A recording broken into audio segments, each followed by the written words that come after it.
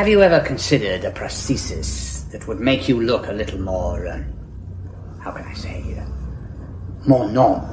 What's normal?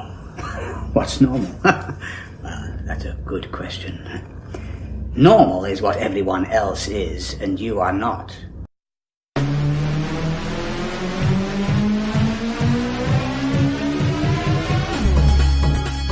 My name is Christian Basel. Years ago, I had an idea. I got myself a TARDIS.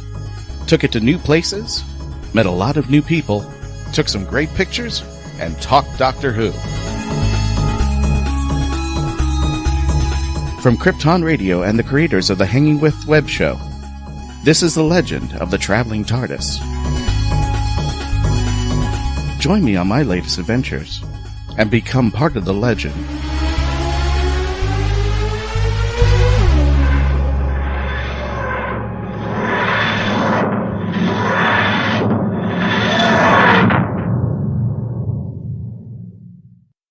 And hello, ladies and gentlemen. Welcome back to the Legend of the Traveling TARDIS. Whether you're listening to us on iTunes, iHeart, Spotify, Krypton Radio, and anywhere across the universe, we want to thank you and welcome you to our show. My name is Christian Basel. I am the host of this show, and we have a lot of to unpack about this show. We have an issue that I've wanted to address ever since I began starting the show. But first, with the time that we have here, I want to go ahead and get to our panelists right away. First of all, let's bring on Neisha Mulchan from Diversely Geek.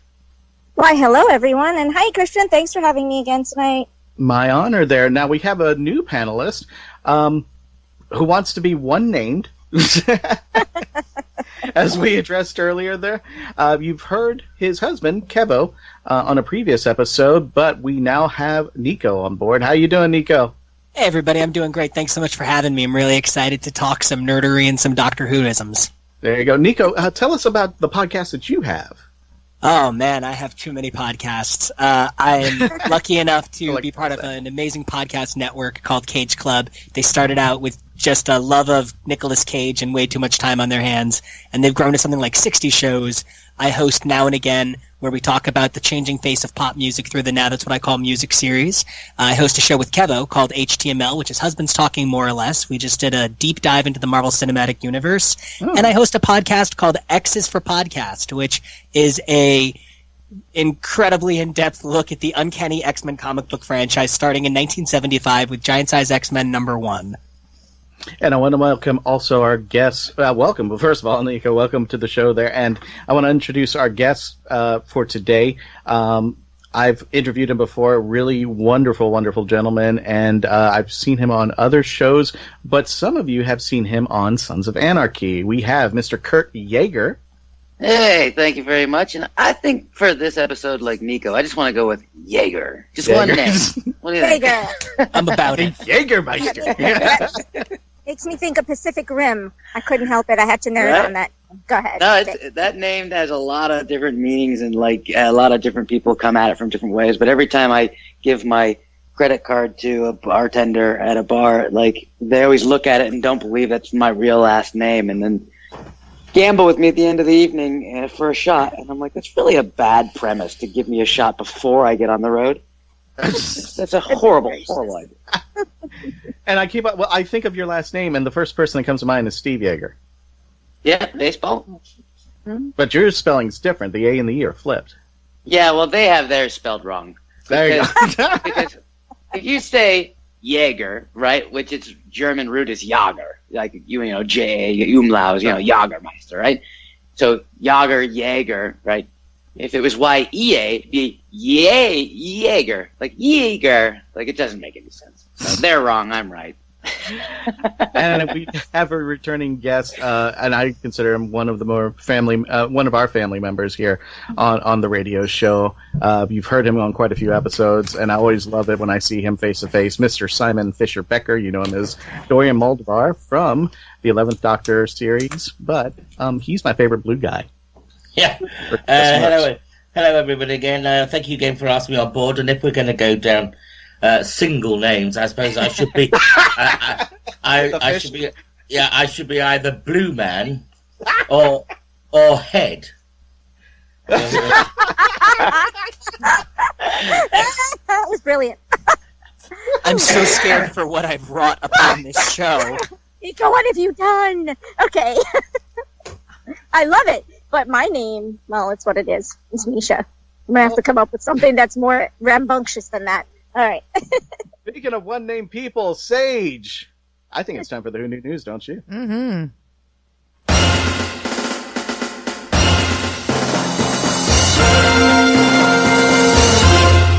Well, hello. I am your one-named Sage Ia, and I have the Who Knew News. I will start out with a little bit of sad news. I'm sorry to say that Stephen Thorne has passed. At the beautiful age of 84, however. He was three of the different adversaries of the Doctor. In 1971, he portrayed Azal, and that was for the third Doctor, and he returned in 72 and played Omega, and then he also played Eldred. I loved him as Omega. And I don't care. I think some people kind of criticize him for being over the top, but I loved it. I think that was the Time Lord who's just been going insane because he was stuck in a black hole, and his people just basically abandoned, or at least he believed that people abandoned him. But I just felt so bad. So, rest in peace, my friend. I mean, my childhood baddie in 3 different episodes. So, does anybody have any memories of Mr. Thorne? Simon? I mean, like your good selves, I never actually met him, which is a shame.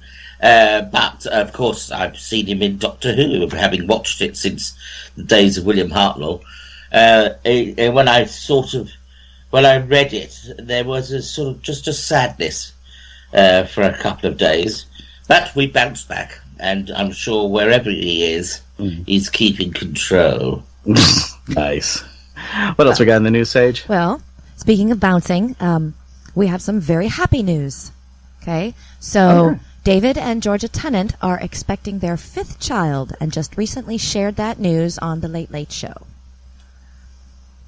Isn't that wonderful? Yeah, don't look at me. I have nothing to do with it. That's a good thing. So, and for those who don't know, David's wife, Georgia, is an actual daughter of one of the Doctors. Yes. She's the child of the 5th Doctor, yes, Peter Davison. So I thought that, we have, with death, there's always rebirth, and so that's nice to point that out.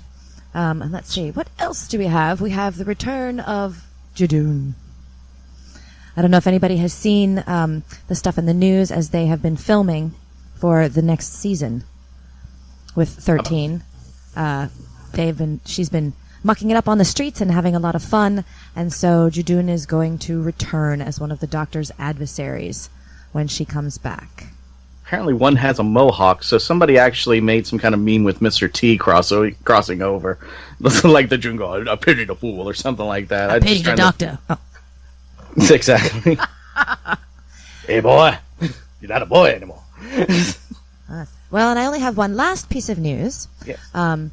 Speaking of David Tennant earlier, David Tennant and Catherine Tate are returning for a new round of audio adventures with Big Finish as the 10th Doctor and Donna Noble. And that will be coming out now, at the very end of May. So they're going to reprise their roles for the 10th Doctor Adventures Volume 3. I can't even keep up with Big Finish anymore. It's ridiculous. I'm gonna go broke. This is like such a big week for David Tennant because Good Omens, and it's just like David 10 out of 10 all over the place. Yes, apparently there are some wonderful Doctor Who Easter eggs in Good Omens as well, so you have to keep your eye out for those. Oh, we will. And an original track by Tori Amos, which I just obsessed with Tori Amos, and I get to make the vague connection because Neil Gaiman wrote an episode of Doctor Who, and they're best friends, so it almost makes sense. I enjoy Nico so much. And that is all of my Who Knew News. Everybody is going to be down to one name thanks to Nico. That's how we're going to address the team from now on. Niche, Nico, Sage, the Yaeger, and the Fisher-Becker. Going forward, this is the mono-name eponymous Doctor Who podcast, I guess. Nice. Well, speaking of mono name, and there was really no segue to even go into this one. We're going to be right back. We're going to commercial break. But before offhand, I did want to discuss a little bit about what we're going to be talking to, why we have our special guests today, and as well as our panelists.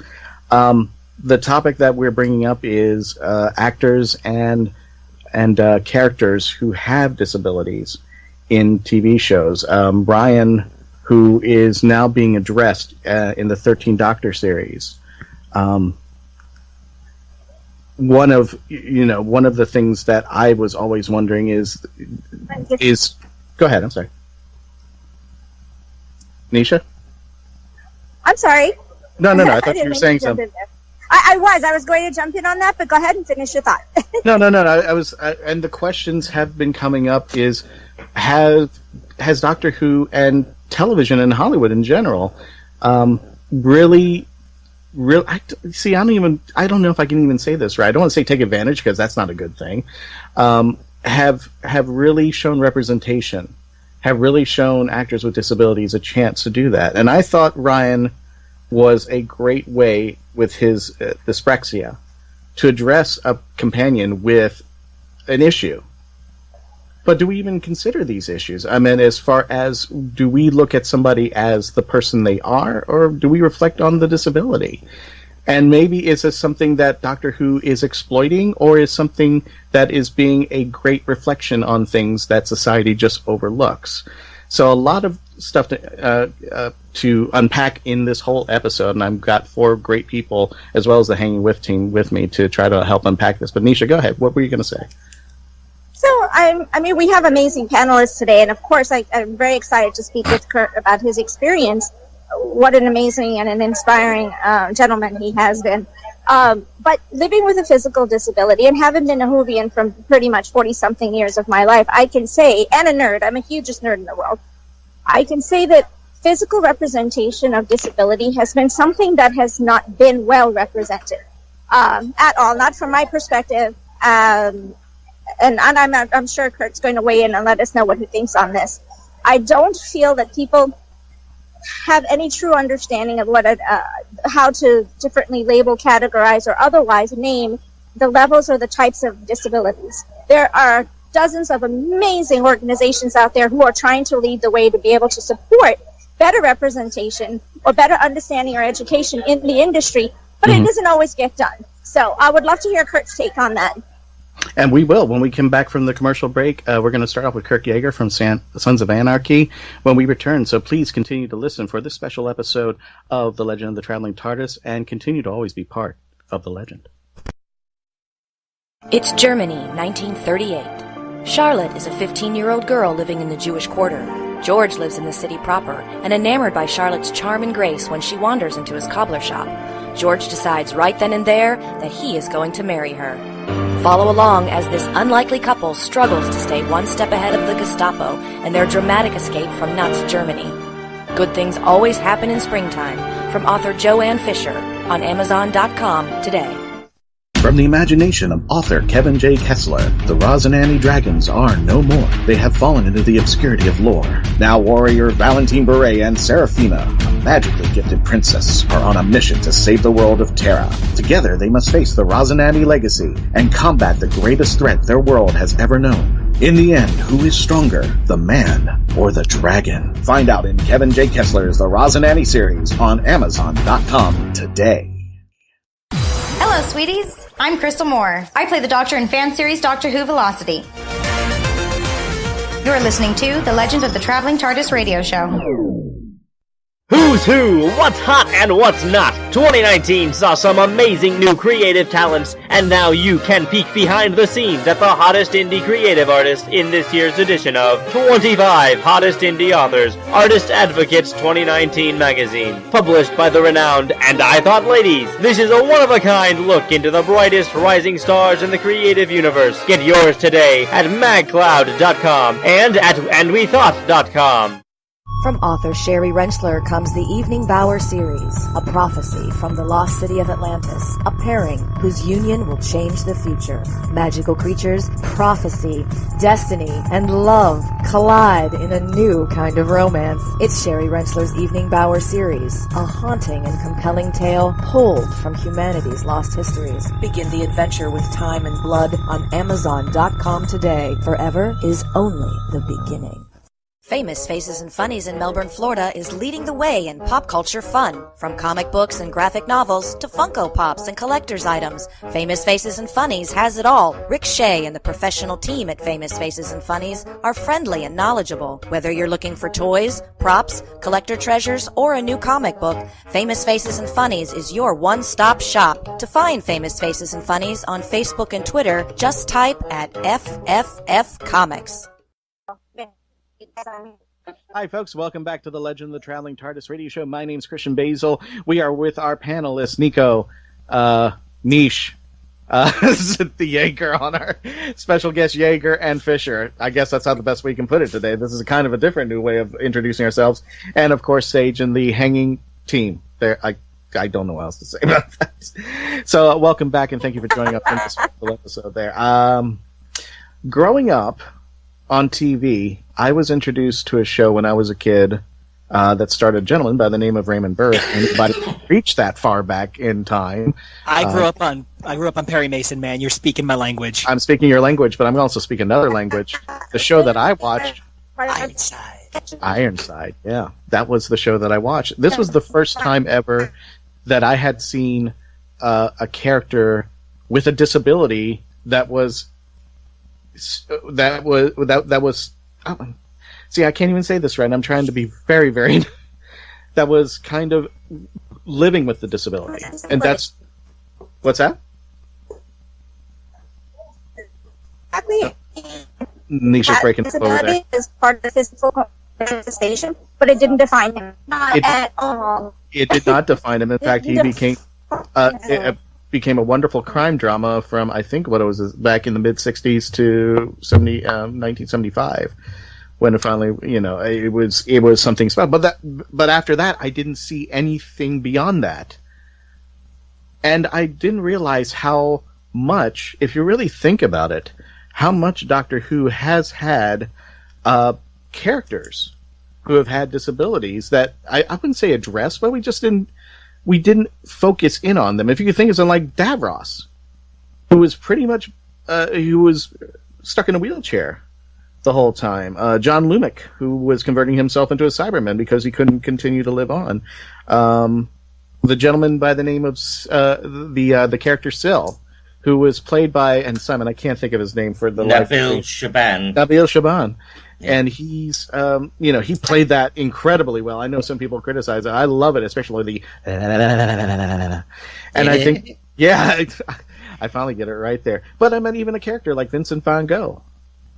All these characters, and now we have a character in the companion set, Ryan, who has this dyspraxia.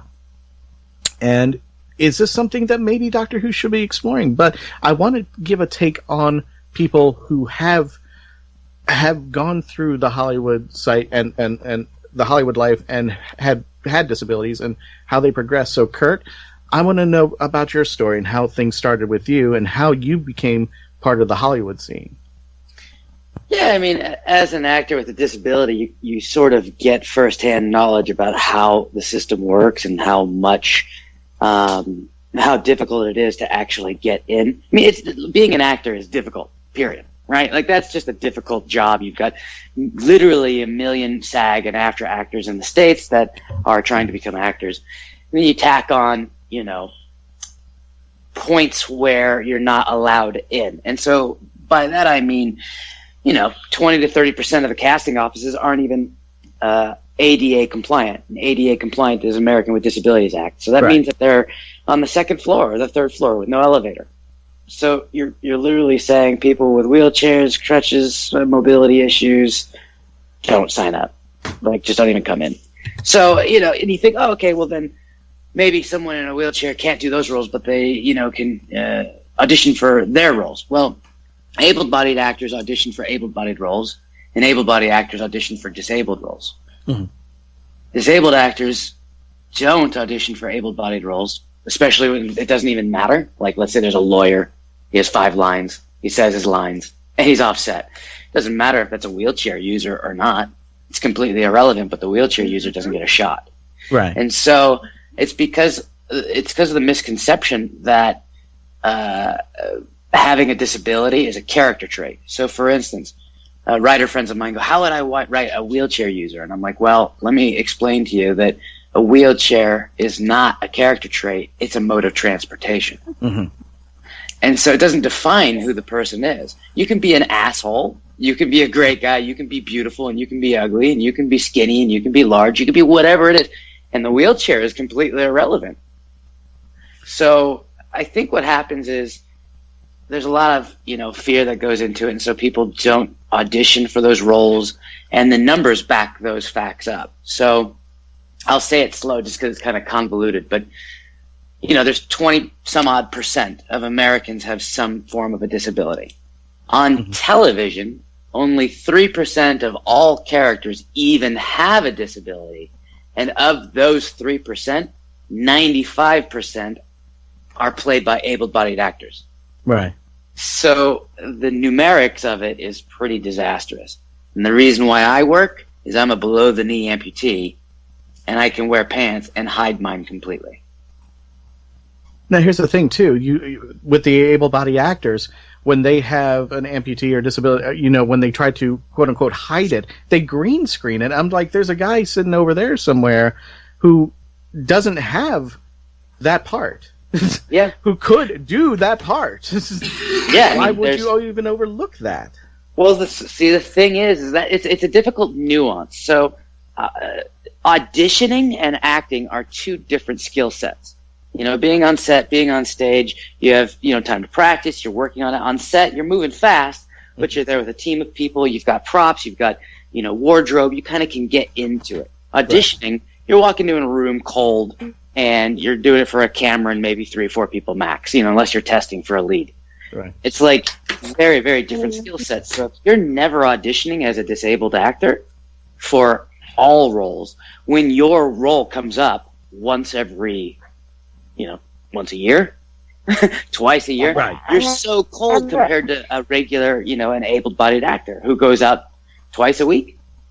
And so it's a very difficult position for an actor with a disability to be in. So they're overcoming many, many more hurdles than the average actor.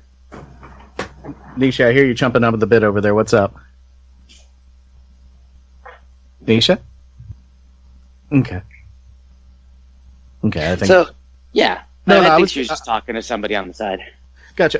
Well, the question I want to bring up is, and this is a fascinating story because you talked to me about this, how you got your role in Sons of Anarchy. I love this story.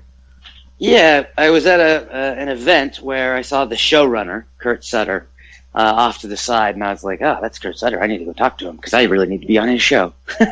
And so I walked up to him, and I go, hey, Kurt. How you doing today? My name's Kurt Yaeger. Nice to meet you. Really wanted to say you captured the Northern California motorcycle club scene really, really well. I'm from Northern California, so I love that you even have jacks wearing tennis shoes and all this other stuff. He's like, oh, thanks, man. I'm like, you're only missing one thing. Every single guy has a guy go down. Every single club has a guy go down and rip their leg off. And he's like, really? Every single club. He's like, yeah. And I showed him my prosthetic leg.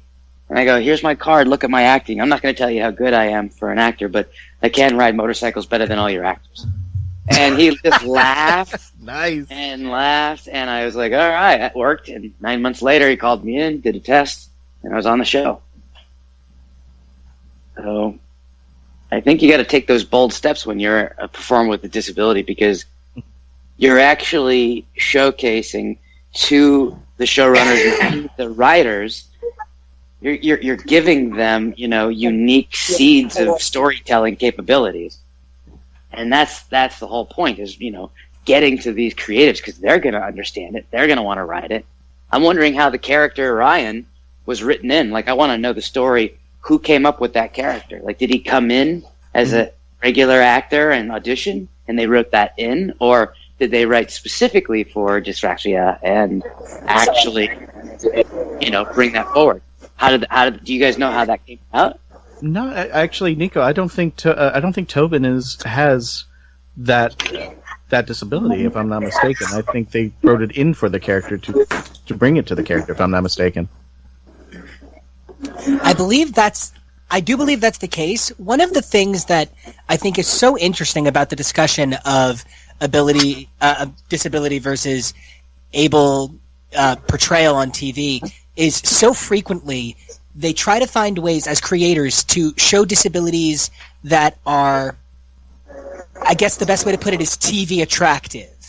And I'm actually a huge Sons of Anarchy fan, and I grew up obsessed with Katie Seagal, so it was just like perfect. And Sons of Anarchy really was our show for showing things so truly.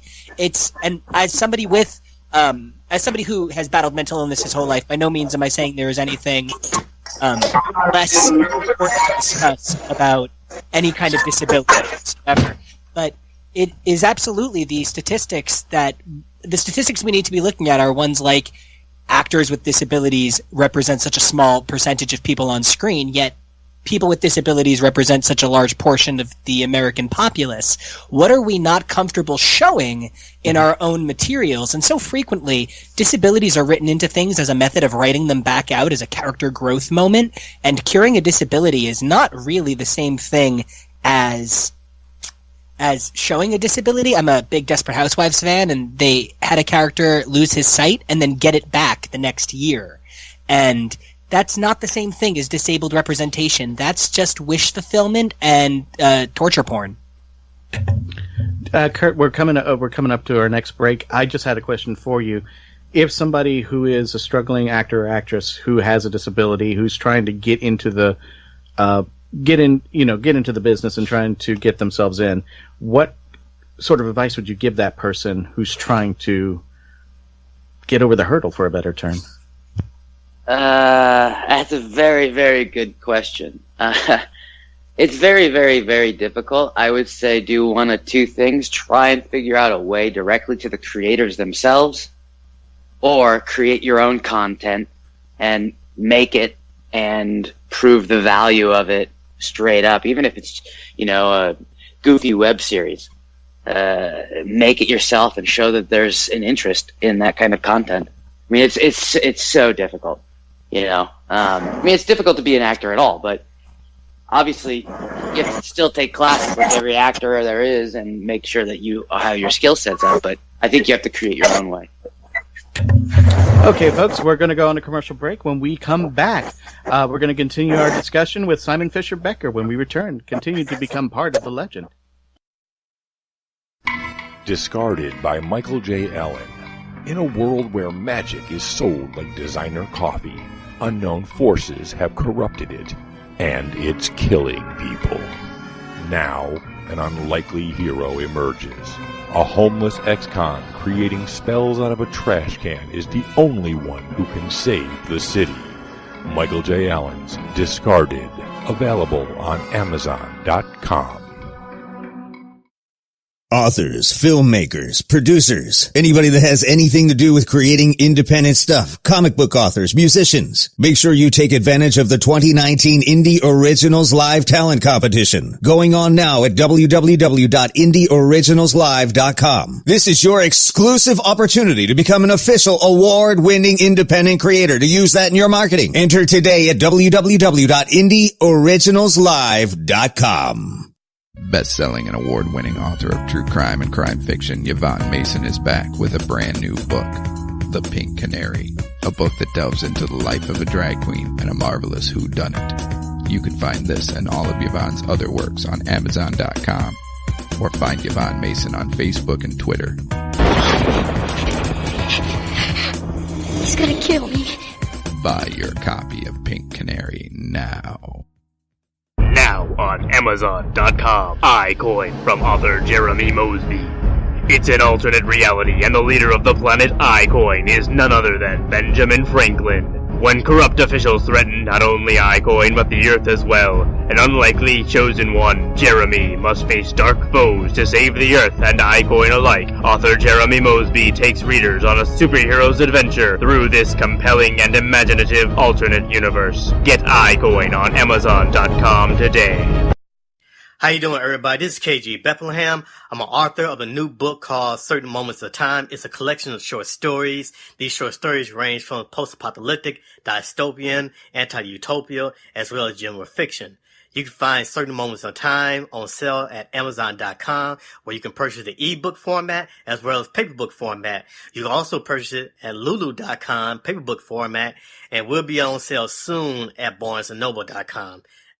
The Rite of Wands. One boy, one rite, and a world of deadly secrets that could change the course of history forever. It's time for The Rite of Wands by Mackenzie Floor. When a horrible fate reveals itself during the Rite of Wands ceremony, Mirda must find a way to change his destiny. Forbidden from revealing the future, he is granted a wand and magical powers in order to save himself and those he loves. But Mirda is not the only one with secrets. The Rite of Wands by Mackenzie Floor, available on Amazon.com now. Thank you for continuing on listening. My name's Christian Basel. Neisha Mulchan of Diversely Geek. I am here with Nico with all of his podcasts that I can't even remember what he just said earlier about. I'm here with actors Simon Fisher-Becker, better known as Dorium Maldovar, and I'm here with Yaeger of Sons of Anarchy. And I want to turn my attention now to Simon, because you've had a different experience, and it was not a good one. I think back around March 2009. You were a victim of a crime. That's not cool. Can you would you mind telling the folks what happened during that time? And this was yes. Doctor Who, right? Yeah, I was at a gas station in South London, and I paid for my fuel, and I was coming out, walking back to my car, and 3 thugs just sprang out of the floor and beat me up quite badly. My right knee crashed on the step of the petrol pump. That is damaged quite badly, and I have several vertebrae which are damaged. And because of that, it took me a long time to recover, and so I wasn't in a Christmas show as I would normally be, but it made me available for my audition for Dorium. So in some ways, I want to shake the hands of the thugs, because I would have definitely been in a pantomime or some sort of Christmas show. But I also say to the fates, there's an easier way for me not to have had a Christmas show, and that would be just simply not be cast. That's actually. I could joke about it now, but at the time it was a very horrendous experience, and I did go quite dark because I could see no point in return. At the same time, my agent had decided to retire. So there was a period of me thinking, oh my God, what agent is going to take on a cripple? That was my mindset. And I moaned about it a lot, but my husband just kept on saying, what are you going to do about it? What are you going to do about it? What are you going to do about it? And he was quite right. At the end of the day, I had to get my head square and sort it out. But what I found was the attitude of certain people. There are even some people today who think the reason I go around on a mobility scooter is because I sit and eat donuts and Mars bars all day long, and peaceful decide for themselves why I am as I am. And so when they do say silly things, I just say to them, oh, you've managed to read my medical records. Excellent. Could you let me have a copy? Because I haven't got one. And that sort of shuts them up then. So, yes, Kurt was quite right. Being an actor and getting work initially is very, very hard. Always has been and always will be. But I try not to go, oh, woe is me, although at times when I'm in extreme pain, you do feel like that, and it's only natural.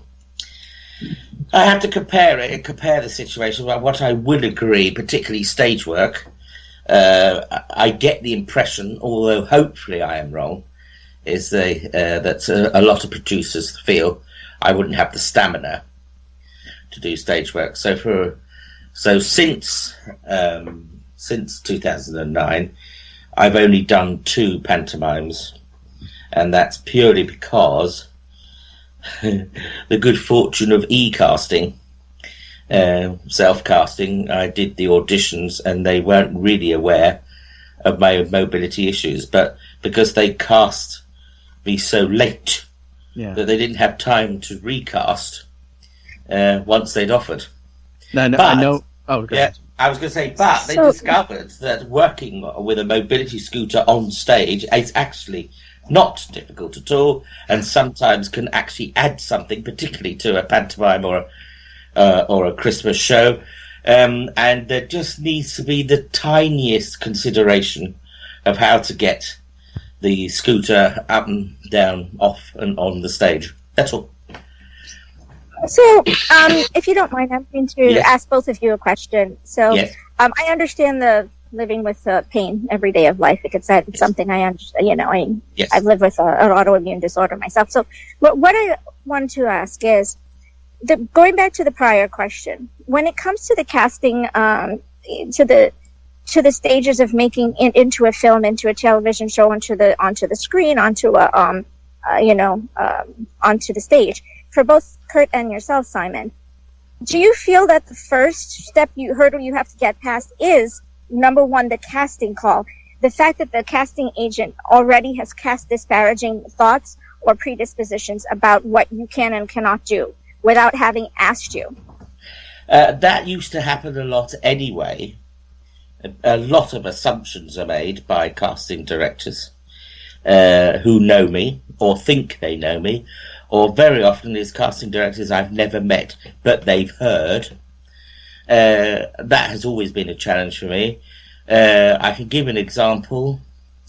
I was asked in for a casting that would have been for a commercial that was a worldwide buyout. So it would have been very profitable, I have to say. And what they were looking for was a fat man who was prepared to be naked and roll around in a muddy pond. That's what they wanted. Which I can assure you, for the sort of money that was offered, I could do all day long. And I was prepared to go, but about half an hour before I would have done it for free for so many cases. But about half an hour before I was due to set off, I got a call from my agent to say that they've pulled me from the casting because, quote, they didn't think I'd be able to do it. And as you can imagine, I was furious, and I sort of said to my agent, I said, well, I would like to give them the opportunity to see that I can't do it. Because as we know, with all sorts of trickery of camera, I may need a bit of help getting down into the mud. But the rolling around would have been a doddle and a hoot. It would have been therapeutic. Sorry. Yes, yeah. I may have needed a little help getting up, but we don't know. But that's a perfect example of people just making judgments without actually seeing you. Mm-hmm. Kurt, have you felt that you have the same hurdle to jump over? I mean, unfortunately, I think as you could see from the numbers you gave us, it's an ongoing chronicity concern. So I've had those experiences a couple times. For instance, I run 4 to 6 miles a day. I work out 2 hours every day on top of that in the gym. I can do backflips on a BMX bike still with one leg. I ride motorcycles every day in Los Angeles, which is pretty much the most dangerous place to ride motorcycles. And I was doing this one episode of this show called Lethal Weapon, and I was cast. The casting director didn't really know me, so I was just cast as the lead bad guy for the episode, like the lead guest star role. And I'm running around, doing my lines the first 3 days in like 5-6 different locations. Then the other part was we get to ride motorcycles, and run around on a beach and, shoot guns and have squibs attached to me where you get shot and blown up and everything else. So it's like the 6th day of shooting. It was 105 degrees outside on this 6th day. And everyone was just sweating and dying and falling apart, and the cameras are melting, and it's just miserable. And so about halfway through, I'm like, man, I got to take my leg off and dump all this sweat out. The second that I pulled down my pants and dumped out the sweat, everyone was like, oh no, you're an amputee. Can we help you? Do you need any help with anything? Is there more insurance? What do we do? I was literally like, did you not just see me for the last 5.5 days? Actually being more athletic than pretty much every single person here. So, the perceptions are like, I get a phone call now, like, hey Kurt, they want to see you, but they're checking if you need any help with any kind of access or anything. I'm like, I ran up the Empire State Building in 20 minutes and 19 seconds for charity. It's 86 stories. Yeah. And I'm like, I think I'm fine. So they don't even have a concept of it. But to their, I don't want to say defense, I just like to make sure everyone knows everything. I didn't know that much about disabilities until I became disabled either. Yeah. So there's got to be a little grace too, but it's a little ridiculous at the same time. Yeah. I guess. So I mean, there are good stories as well. We must sort of balance that. There was a TV series called Getting On. An American station bought the rights to an American version, but I don't know what the American version is called. But in the UK, it was set on the ward of a National Health Hospital, and they wanted a bariatric patient. And for my good fortune, the casting director was a Doctor Who fan, just automatically asked if I was available. And there was a bit I had to go to the direction, and she had to say yes. But that's it. So they had clearly just wanted a very large chap sitting in a bed all day. Best job in the world, don't you think? And whatever I did on Getting On, the writers, or two of the writers of that show, then did another show which was over in the UK called Puppy Love. And they not only offered me a regular part, but they wrote my character around my mobility issues. And they were very considerate, very helpful, and I had no problems at all. I will agree at times there can be mothering becomes smothering, but I had a wonderful time, and it was one of the best jobs I've done, and I'm very grateful to them because it also led me down a path which I'd never been before. So there can be positive things to some people's discrimination. Before I had my issues, the big problem I had was that nobody would consider me unless FAT was written in front of the character reference. So if they wanted a school teacher or a bus driver or a bank manager, I wouldn't be considered at all unless FAT was written in front of it. So that was the big challenge. Whereas now, the only time I get a bit knocked is if I see a middle-aged, white-haired, large gentleman and can't recall being asked or to go to a casting or whatever. And I think, well, I never knew that was around. Why didn't I go up for it? Or why was I not offered it? But there we go. It's very easy, I have to say, for people with whatever issue they have to sort of feel they've been ignored or poked or pushed around or whatever. But as Kurt said earlier, in our profession, everything is difficult. Well, I don't mean to cut you off here. We're on a hard break, but I know all I could think about this this segment was we're getting down and dirty with Fisher and Yaeger right now, either in mud pits or in. Never mind there. When we return, we're going to continue more of our discussion and talk about the Traveling Tardis poll, which we haven't seen in a while. When we return to Legend of the Traveling Tardis, please continue to listen on this special episode and continue to become part of the legend. Hello, I'm Nick Briggs, executive producer of Big Finish Productions and voice of the Daleks and lots of other Doctor Who monsters, and you're listening to the Legend of the Traveling Tardis radio show. Oh yes.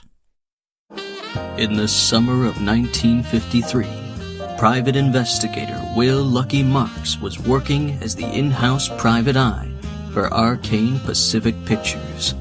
Trapped inside the studio with the killer, Lucky must find the killer before time runs out. Lot 28. Own it today. Available iTunes and Amazon.com. Hello, this is Professor Elemental, and when I'm not eating raw swan or building a new kind of steam-powered donkey, I'm listening to Krypton Radio. Yes. This is Cosplay Michael with the Hanging on Flub Show. I want to tell you about my friends at Embellis Effects in Orlando, Florida. They've got makeup, costumes, and props for all of your costume needs. And the team at Embellis Effects is helpful and friendly. Embellis Effects is one of my favorite places, and I know it will be yours too. I'll see you there. Or go to embelliseffects.com. And remember, cosplay is for everyone. Hi, this is Dominic Glynn, composer from Doctor Who. You're listening to Krypton Radio. Now on Amazon.com. War Calls, Love Cries, a Civil War novel by Mark Berry. Isaac Wells is an innocent farm boy living in upstate New York. His dreams are shattered by a treacherous brother and the onset of a devastating civil war. War Calls and Love Cries is a fast-moving historical narrative. It is an emotional roller coaster ride and a riveting must-read book that you will think about and talk about for a long time to come. War Calls, Love Cries is the kind of book you will cherish for a lifetime. On Amazon.com today. Every year, tens of millions of people flock to Florida for its sunny beaches and world-famous tourist attractions. Most never learn about the strange and unusual locations just off the beaten path. From the UFOs of Gulf Breeze to Robert the Haunted Doll in Key West, learn about the myths, monsters, and legends from the dark side of the Sunshine State with author Mark Muncy and illustrator Carrie Schultz in their books Eerie Florida and Freaky Florida from the History Press. Find them at eerieflorida.com or wherever books are sold. And welcome back to the Legend of the Traveling TARDIS radio show. My name's Christian Basel on this very special episode that we're talking about, and about a very serious subject to me. I rarely talk about, not for myself, but for my dad, who had crippling rheumatoid arthritis throughout his body. And I've had to take care of him for quite some time.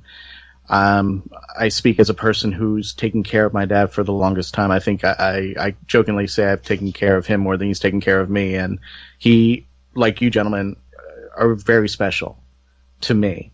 And I, arguably, when I was growing up, going into Boy Scouts, going to school, doing theater and stuff like that, I could argue that he did a lot for me in his wheelchair than most men do on two legs for anybody else. That's how important that man was to me. And I think he is a wonderful man, just like you two are incredible. And he'd never looked at his disability, even though it hindered him to do things. I truly believe it's not the disability that makes the person. It is the actions of the person who makes the person. It is the character. Okay.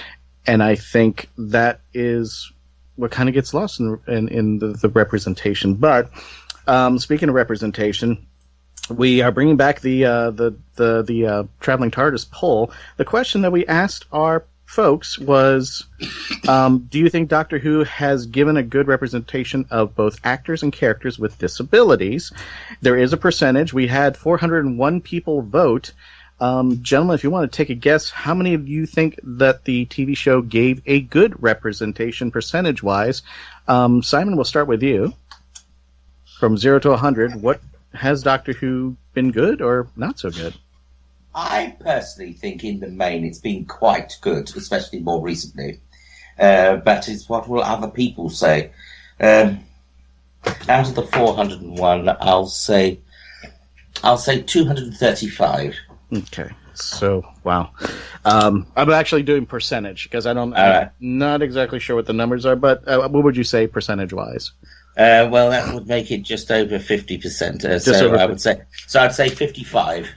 Gotcha. Nico, what do you think percentage-wise? Do you think does Doctor Who represent good or needs more representation based upon the 104 people who voted?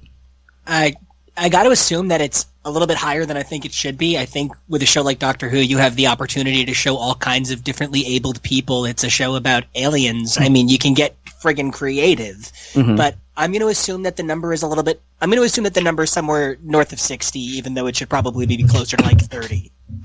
Is Neisha, are you still here? Or is she gone? Bye, Neisha. Bye, Neisha. Okay. No, I'm actually here. Didn't Neisha, go. what percentage of our Legend of the Traveling TARDIS people, the 401 who voted, what do you think their percentage swayed? Goodness, I don't know.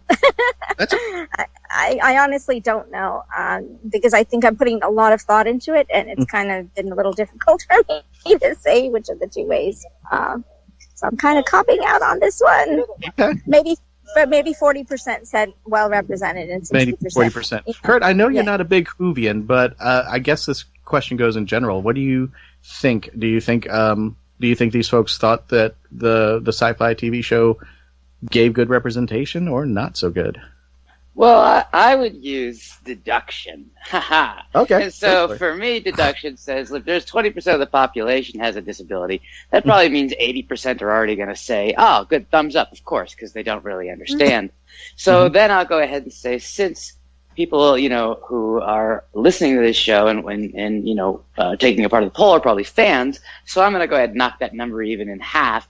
So I'll say 92% said favorably that they do a good job.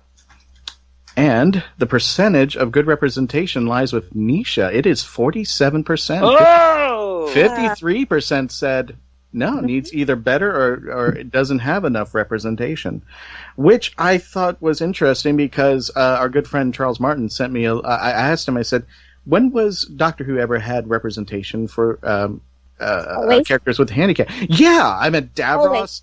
From the very beginning. From the very beginning, the Crimson Horror with. I mean, good grief! They're out the thing is that you're looking at it from a physical disability. Remember that they've represented that the Doctor himself has an anxiety spectrum disorder. We see it from the very first episode. So for me, seeing things from my broad point of view, I feel like it's been there from the beginning. Nico, why do you think it's 47%? Why do you think they went that way? I don't know, because I actually think it should be a bit lower, genuinely. And it comes from a place of I don't understand how people can avoid seeing things that are in their daily life. As a rule, people have a habit of looking past the things they don't really understand. As a gay man, I can't tell you how frequently I look at a commercial and people are like, oh, there's gay people on TV all over the place. No. If somebody is not stated to be gay, you should assume they're straight. And that's the sort of same rule of thumb that gets applied to disabilities. If they don't state, oh, this person's disabled, then it's just never going to be the case. I think it might have gotten 47 because, there are good things. Like, you can talk about the treatment of the PTSD that the Doctor clearly has from series 1 of the revival on. But I think for so many people, they're not aware of the reality of disability. They're not aware of the reality of mental disability. They're not aware of the reality of mental health. Right. So for so many people, it's just easy to be like, they're covered. It's whatever. And I'm totally with you on this. So while I chose that number, I chose the number because I believe the general populace really doesn't understand how to survey the landscape of disability appropriately. And therefore, they think that there's representation there when truly there would not be or isn't appropriate representation. So I was going based on what I thought the common public misconception might be. Well, let me put it this way, because I only got a few minutes left. Let me address this to our guests. Simon and Kurt, what do you think? I'm going to put you in the room with all the producers out there. What would you tell them? What would be your line to them as far as representation, or should there be? Because there's actually, and we don't have time to go over some of the responses, but some people are going like, I don't even understand why there should be representation. Oh my goodness. Yeah, I don't even want to read some of them because I don't want to say they're kind of harsh. They are kind of blunt, but they're like, is this supposed to be the media of representation? But gentlemen, I'm putting you in the room with the BBC and I'm putting you in the room with AMC. What would you tell these folks and say, hey? The easiest way to make movement is I could say something specifically for me, or I'm sure Simon could say something for him. But for me, I'd be like, look, you need to put a writer with a disability in every single one of your writing rooms. You do that, then all of this changes, because they'll be able to write their own disability, and they'll be close enough with the community at large that they'll be able to write other disabilities into characters, into shows, and even saying, from a casting perspective, we don't even need to write a character that's disabled, but I want to see actors who are disabled coming in for non-disabled roles.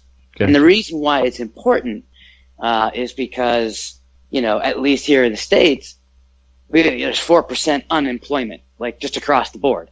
But then 75% of people with disabilities are unemployed. And a lot of those people can work. And so people who watch TV are often employers themselves.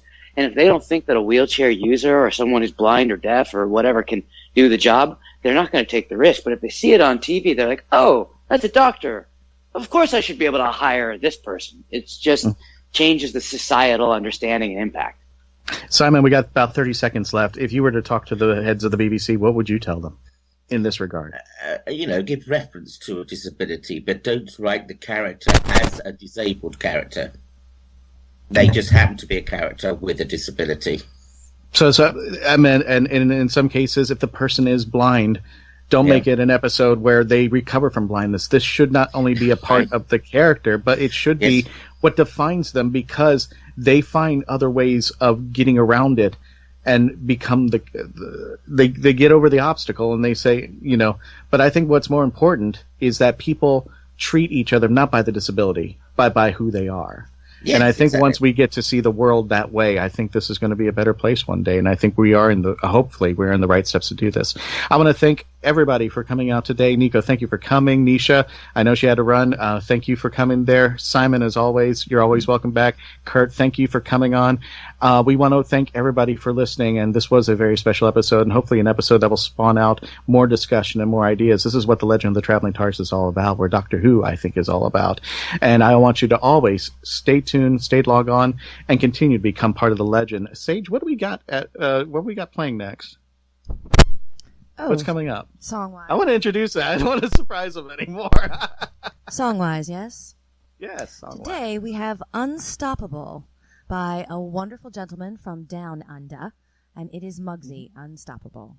Oh, Can't my Stop favorite guy. Us. My guy from Down Under, and I think an appropriate song for this topic. I think so as well. Take it away, Mugzy.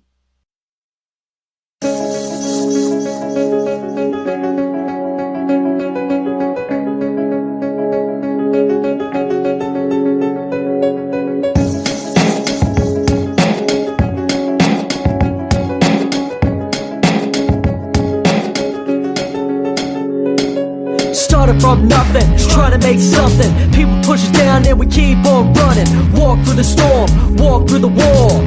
Bust through, say we're taking it all. We're going for our dream, can't stop this team.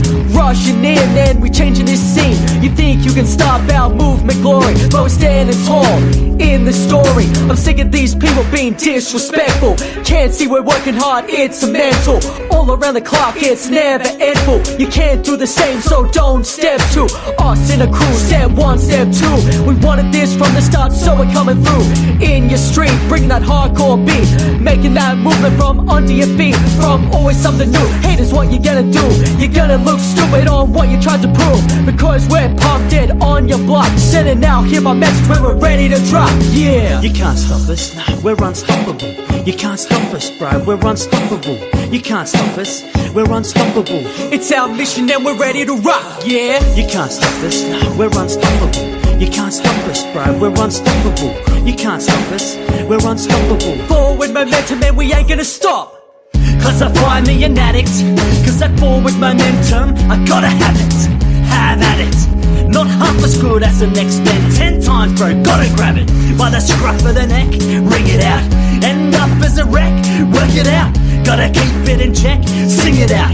That's the name of the game, that's what life's about. To reflect with the best of them, that's what you like to call life's tests, I guess. When you cry, when you're pressed, I said, that's what I like to call life's test, you mesh. Ah, what a sesh. But if you still see rain, then you need to digest what I put in your brains like a pill. It'll make you insane unless you kill What put you here? Who you think you are? You're the highest man here? Well, that's a start. Look around, take it in, we take it all. Now sit back, watch begin. You can't stop us, no, we're unstoppable. You can't stop us, bro, we're unstoppable. You can't stop us, we're unstoppable. It's our mission and we're ready to rock, yeah. You can't stop us, no, we're unstoppable. You can't stop us, bro, we're unstoppable. You can't stop us, we're unstoppable. Forward momentum and we ain't gonna stop.